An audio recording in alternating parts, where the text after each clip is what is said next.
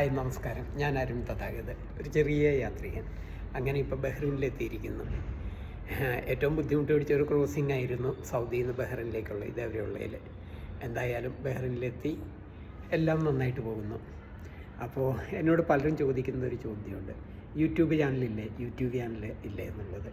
അത് സത്യത്തിൽ എന്നോട് നല്ല സ്നേഹത്തോടെ ആയിരിക്കാം പലരും ചോദിക്കുന്നത്, ചിലർ വേറെ അർത്ഥത്തിലായിരിക്കും. അതുപോലെ ഞാൻ എന്താണ് സ്വാർത്ഥതയ്ക്കാണ് യാത്ര ചെയ്യുന്നത്, ബാക്കി യൂട്യൂബേഴ്സ് എല്ലാവരും നാടിനെ നന്നാക്കാൻ യാത്ര ചെയ്യുന്നവരാണെന്ന് എങ്ങനെയാണോ എന്ത് പറയട്ടെ, അതൊന്നും നമ്മുടെ തലവേദന അല്ലാത്തതുകൊണ്ട് നല്ല അർത്ഥത്തിലാണ് ചോദിക്കുന്നതെന്ന് തന്നെ ഞാൻ കരുതുന്നു.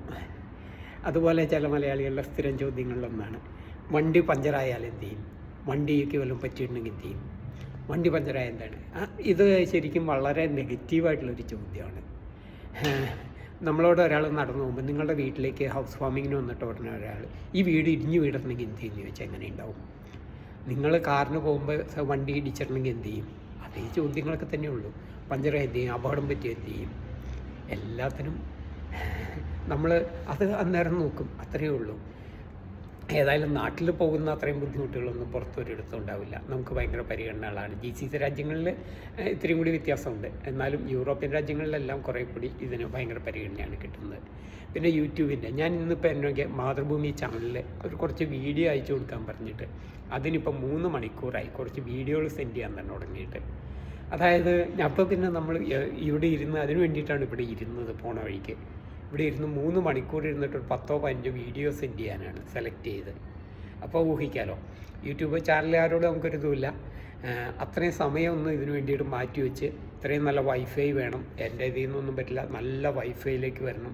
ഇവിടെ വൈഫൈ ഉണ്ടെന്ന് കരുതിയാണ് ഇവിടെ ഒന്നുമില്ല. അപ്പോൾ ഇത്ര GB എക്സ്ട്രാ ഹൈ സ്പീഡ് എടുത്തിട്ട് കാശ് കൊടുക്കിയിട്ടൊക്കെയാണ് ഇപ്പോൾ ചെയ്യണത്. എന്നിട്ടും അത് സെൻഡ് ആവാൻ കുറേ സമയം. ഇങ്ങനെ ഒരു യാത്ര പോകുന്ന ഒരാൾക്കൊന്നും പറ്റില്ല. യൂട്യൂബേഴ്സ് വേറെയാണ്, യാത്രികർ വേറെയാണ്. അത് നമ്മളെ ആളുകൾക്ക് മനസ്സിലാവില്ല. അതുമല്ല, എൻ്റെ അടുത്തേക്ക് ഇത്രയും ഫോറിനേഴ്സ് വരുന്നത്, ഞാൻ യൂറോപ്പിലൂടെ സഞ്ചരിക്കുമ്പോഴെല്ലാം ഒരു സെലിബ്രിറ്റി തന്നെയായിരുന്നു. കാരണം എനിക്ക് ആദ്യമൊന്നും മനസ്സിലായില്ല. ഞാൻ യാത്രയ്ക്ക് ഇറങ്ങുമ്പോൾ ഏഷ്യാനെറ്റ് ചാനൽ ഇൻ്റർവ്യൂ എടുക്കുന്നുണ്ടായിരുന്നു. അപ്പോൾ അവരോട് ഞാൻ പറഞ്ഞു, സായിപ്പന്മാരാരും മൈൻഡ് ചെയ്യില്ല, അവർ നമുക്ക് ഗുണത്തിനുമില്ല ദോഷത്തിനുമില്ല, അവരവരുടേതായിട്ടുള്ള രീതിയിൽ അങ്ങ് പോകുന്നു. മറ്റുള്ളവരുടെ കാര്യത്തിൽ ഇടപെടാനുമില്ല, ശല്യത്തിനുമില്ല, അങ്ങനെ കരുതിയാണ് വരുന്നത്. അതായത് യാതൊരു പ്രതീക്ഷയും ഇല്ലാതെ. പക്ഷേ സംഭവിച്ചത് എന്താണെന്ന് പറഞ്ഞാൽ, യൂറോപ്പിലൂടെ പോകുമ്പോൾ എല്ലാം ആളുകൾ വന്നിട്ട് ഒന്ന് നിർത്തുമോ, can I take a photo with you, what can I do for you. അപ്പോൾ എനിക്ക് പറയണമെന്നുണ്ട്, എൻ്റെ കാശില്ലാന്ന്.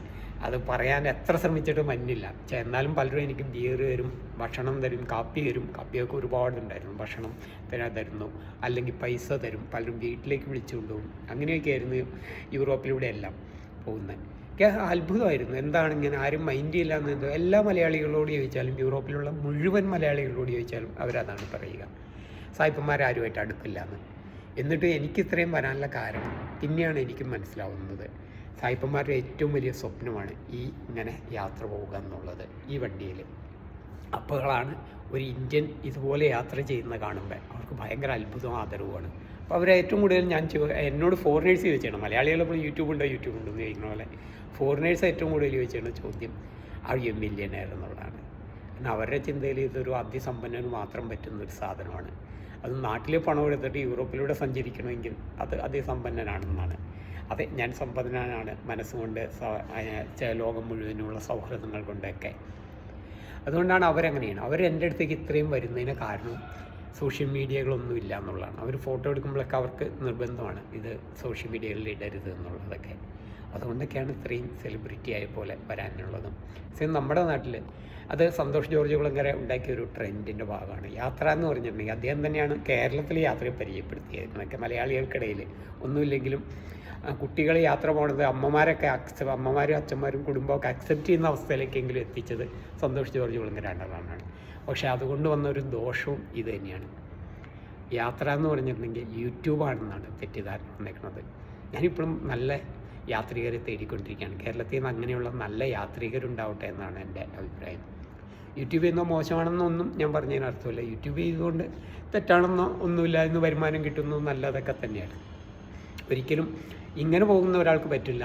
അതുമല്ല, യാത്ര പോകുക എന്ന് പറഞ്ഞാൽ ആ നാട്ടിലെ ഭക്ഷണം കഴിച്ച് ആ നാട്ടിലെ കൾച്ചറുകളിലേക്ക് പോകാനാണ്. മലയാളികളെ തന്നെ ഇപ്പോൾ കണക്ട് ചെയ്തുകൊണ്ട് പോകാനല്ല അപ്പോൾ നമ്മൾ നോക്കേണ്ടത്. ആ നാട്ടിലെ ഭക്ഷണം കഴിച്ച്, അല്ലാതെ ഞാൻ കണ്ടേക്കണ മുഴുവൻ കേരള ഭക്ഷണം എവിടെ കിട്ടും നോക്കുന്നവരെ കേരള റെസ്റ്റോറൻറ്റുകളിലേക്ക് മലയാളികളുടെ ഇത് അതൊന്നും തെറ്റാണെന്നൊന്നും ഉള്ള അഭിപ്രായമൊന്നും എനിക്കില്ല. അതിനപ്പുറം നിന്നിട്ട് നമുക്ക് ആ കൾച്ചറുകളുമായിട്ട് കൂടിച്ചേർന്ന് അവരുടെ ഇടയിൽ ഇന്ത്യയെ പറ്റി ഒരു നല്ല അഭിപ്രായം ഉണ്ടാക്കിക്കൊണ്ട് നമുക്ക് ചെയ്യുന്ന പോലെ അവരിൽ നിന്ന് ഇൻസ്പിറേഷൻ എടുത്ത ഞാൻ അവരെ ഇൻസ്പയർ ചെയ്യുന്നു. നമ്മൾ സംഭവമൊന്നുമല്ല കേട്ടോ, അങ്ങനെയൊന്നും എടുക്കരുത്. അത്രയും എങ്കിലും അതായത് നമ്മൾ ഒരു ഇന്ത്യക്കാരെന്നുള്ള നിലയ്ക്ക് അഭിമാനത്തോടെ എടുക്കാൻ പറ്റും. അവരുടെ മുമ്പിലേക്ക് വന്നിട്ട് കണ്ട ഒരു ഇന്ത്യക്കാരൻ ഇങ്ങനെ യാത്ര ചെയ്യും, നിങ്ങളെക്കാൾ നന്നായിട്ട് യാത്ര ചെയ്യുന്നു, അങ്ങനെ ഒരു ഇമ്പ്രഷനാണ് ഉണ്ടാക്കിയെടുക്കേണ്ടത്. ഇന്ത്യക്കാരെന്നുള്ളതിലേക്ക് അഭിമാനത്തോടെ ആയിരിക്കണം നമ്മൾ പോകേണ്ടത്. അല്ലാതെ യൂട്യൂബ് പോയി ഹായ് ഹൂ എന്ന് വെച്ചുണ്ടാക്കി അവരെ നാട്ടങ്ങിച്ച് അവരുടെ ഓരോ കുറ്റം പറഞ്ഞ്, അതുമല്ല എനിക്ക് മനസ്സിലാവാത്തത് ഇപ്പം തന്നെ ഒരു 10-14 യൂട്യൂബേഴ്സ് ഉണ്ട്. അവരുടെ കടിപിടിക്കിടയിൽ അവർ തമ്മിൽ വ്യൂ ഇല്ലാതെയും ഒക്കെ ഉള്ള ബഹളത്തിനിടയിലേക്ക് ദയവായിട്ട് എന്നെ കൂടി വലിക്കല്ലേ.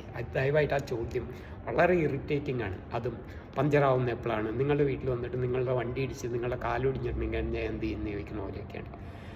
വണ്ടി പഞ്ചറാവും, വണ്ടിയാവുമ്പോൾ എന്ത് സംഭവിക്കും? അതിനെ അത് സ്നേഹത്തോടു കൂടി ഒരാൾ ചോദിക്കുന്നത് പോലെയല്ല പലപ്പോഴും ഇതിനോടുള്ള ചോദ്യങ്ങൾ വരുന്നു. അത് എന്താ പറയുക, ഡിസ്ക്രെഡിറ്റ് ചെയ്യല് കറക്റ്റ്. എനിക്ക് മലയാളം നമ്മളുടെ ഒരു പ്രശ്നമാണ്. അവനെ എങ്ങനെയെങ്കിലും എന്നാലും നീ ഫ്ലൈറ്റിൽ പോയിട്ടില്ലേ, എന്നാലും നിങ്ങൾ അങ്ങനെ അംഗീകരിക്കാതിരിക്കുക എന്നുള്ളത് നമ്മളുടെ ഇതാണ്.